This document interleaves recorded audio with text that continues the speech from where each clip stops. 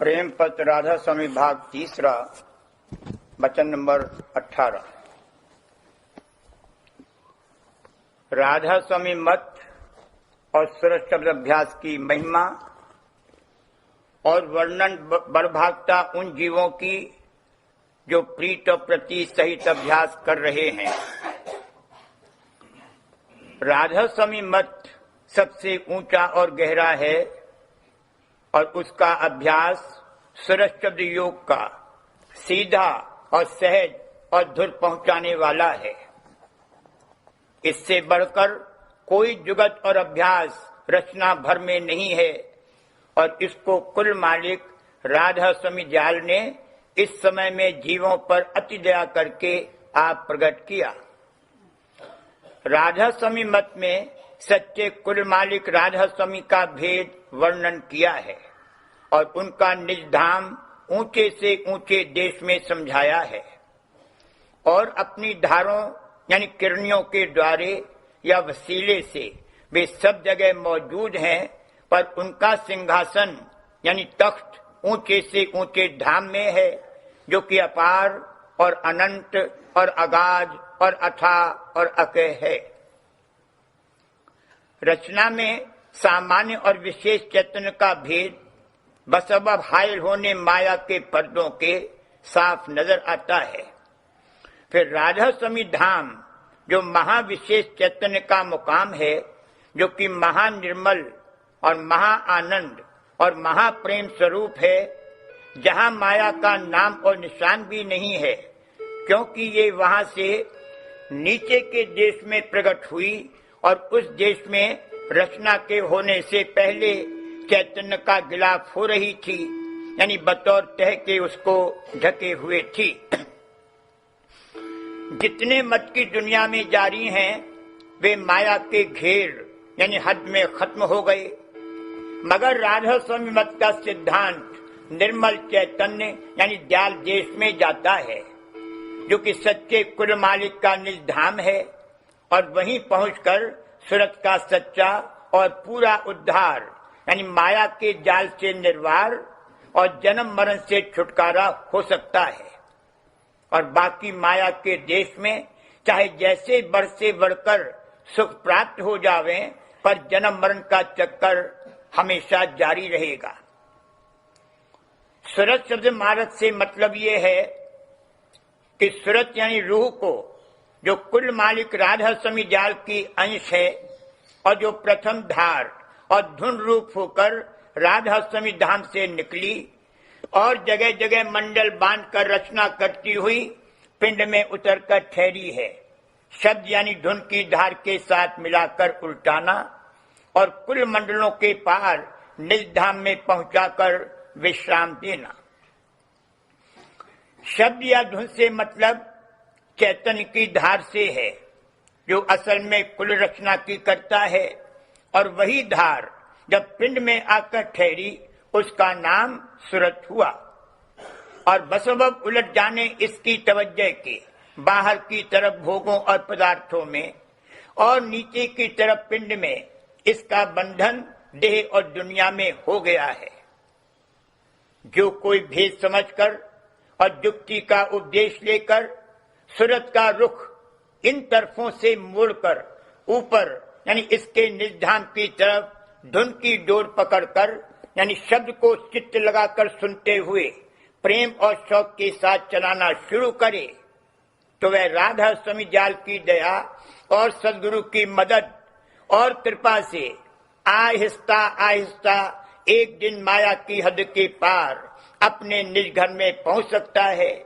और जन्म मरण और देहियों के दुख सुख से बचकर परम और अमर आनंद को प्राप्त हो सकता है। ये फल सुरत शब्द योग के अभ्यास का है। और कोई जुगत या अभ्यास सुरत करके सुरत निज घर यानी धुरधाम में नहीं पहुंच सकती, क्योंकि आदि जहूर चैतन्य का शब्द है और यही कुल रचना का कर्ता और उसकी जान है। फिर इस धार को पकड़ के धुरधाम में पहुंचना मुमकिन है और जितनी धारें हैं वे माया के घेर से निकली और वहीं खत्म हो गई। उनमें से कोई माया की हद के पार नहीं जा सकती है, और जो कि शब्द ही की धार, चैतन्य और ज्ञान की धार और कुल रचना की करतार है। इस वास्ते सुरक्षित मार्ग से बढ़कर कोई अभ्यास रचना भर में नहीं है, और जो कि सुरक्षित अभ्यास में प्राणों के रोकने या खींचने की कोई जरूरत नहीं है। इस सबब से वो अब ऐसा आसान कर दिया गया है कि जो सच्चा शौक होवे तो स्त्री और पुरुष और लड़का और जवान और बूढ़ा सब उसको जो थोड़ा बहुत शौक और प्रेम रखते होवे तो बगैर तकलीफ और खतरे के कमा सकते हैं, और थोड़े दिनों में उसका फल और फायदा देखकर और नित्य अभ्यास जारी रखकर अपना परमार्थ की भाग जगा और बढ़ा सकते हैं। जो भेद कुल मालिक और रास्ते के मुकामों के मालिकों का और भी सूरत यानी जीव का और तरीका उसको उल्टा कर निज धाम में पहुंचाने का शब्द को सुनकर राधा स्वामी मत में खोलकर कहा है, वह किसी मत में जो कि आजकल जारी हैं पाया नहीं जाता,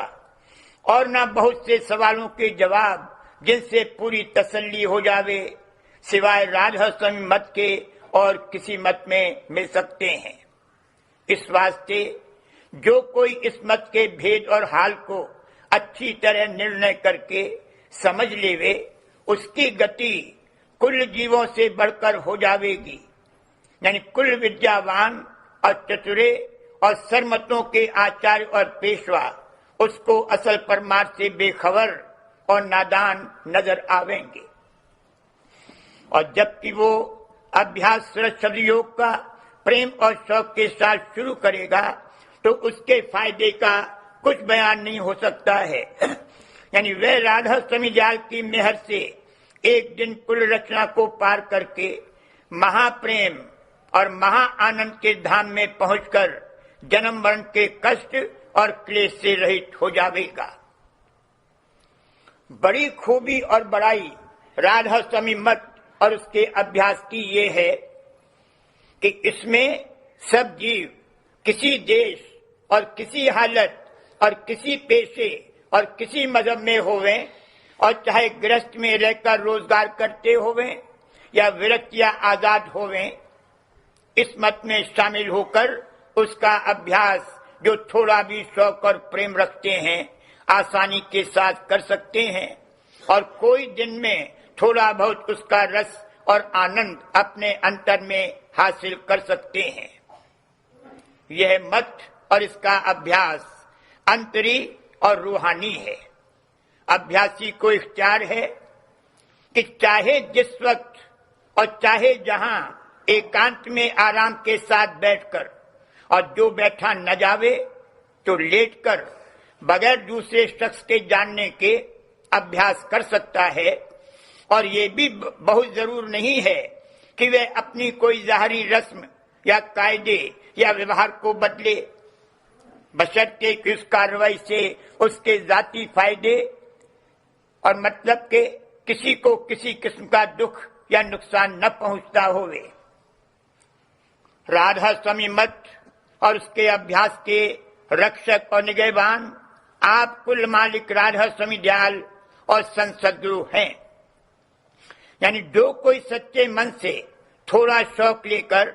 थोड़ी बहुत प्रतीत के साथ इस मत को कबूल करके सरस शब्द के अभ्यास में लगेगा, उस पर राधा स्वामी दयाल और संत सद्गुरु आप दया फरमाते हैं और अंतर में परिचय और मदद देते हैं कि जिसको परख कर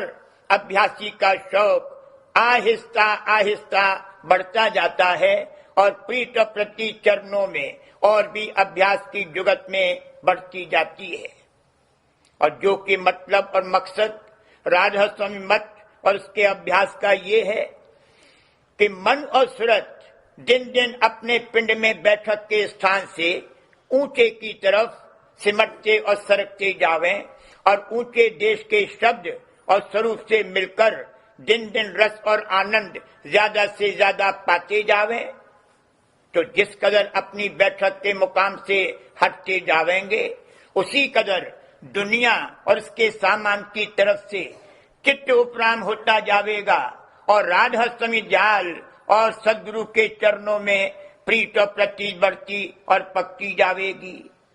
यही निशान सच्चे अभ्यास और सबूत सच्चे उद्धार का है। यह बात अच्छी तरह से हर एक जीव को जो राधा स्वामी मत में शामिल होवे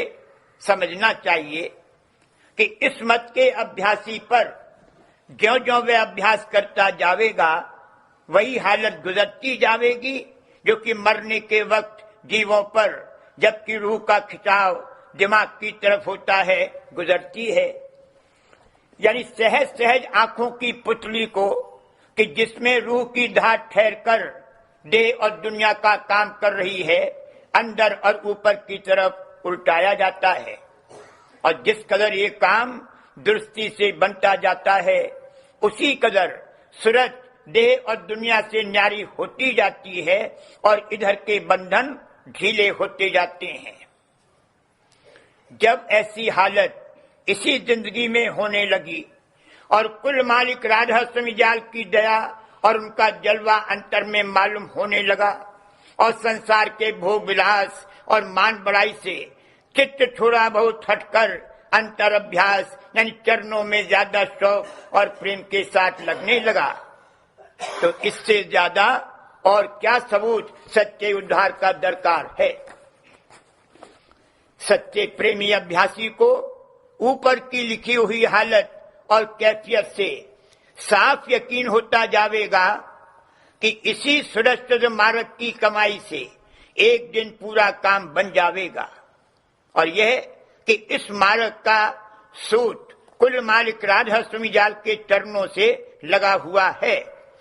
और इस मार्ग की कमाई करने वाले की वे आप रक्षा फरमाते हैं और खास दया उस पर फरमाकर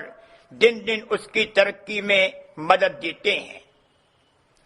फिर उसकी प्रीत और प्रतीत चरणों में जरूर बढ़ेगी और पुख्ता होती जावेगी और दुनिया और उसके सामान से जो कि नाशमान है और उसमें रस और आनंद बहुत थोड़ा और दुख के साथ मिला हुआ है, जरूर उदासीनता होती जावेगी। सच्चे प्रेमी अभ्यासी को राधा स्वामी जाल अपनी मेहर और दया से जब तक शब्द की असली धुन सुनाकर और अपना प्रकाश स्वरूप दिखाकर या सद्गुरु रूप में दर्शन देकर सूर्य शब्द मार्ग की बढ़ाई और अपनी दया की जांच और यकीन कराते हैं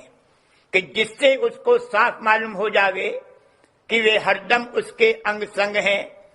और जब जब जरूरत होवेगी वे उसकी मदद फरमावेंगे और उसकी सूरत को सब बंधन ढीले करके और अपनी गोद में बैठाकर यानी अपने संग लेकर और ऊंचे देश में चढ़ाकर एक दिन निज घर में पहुंचा देंगे।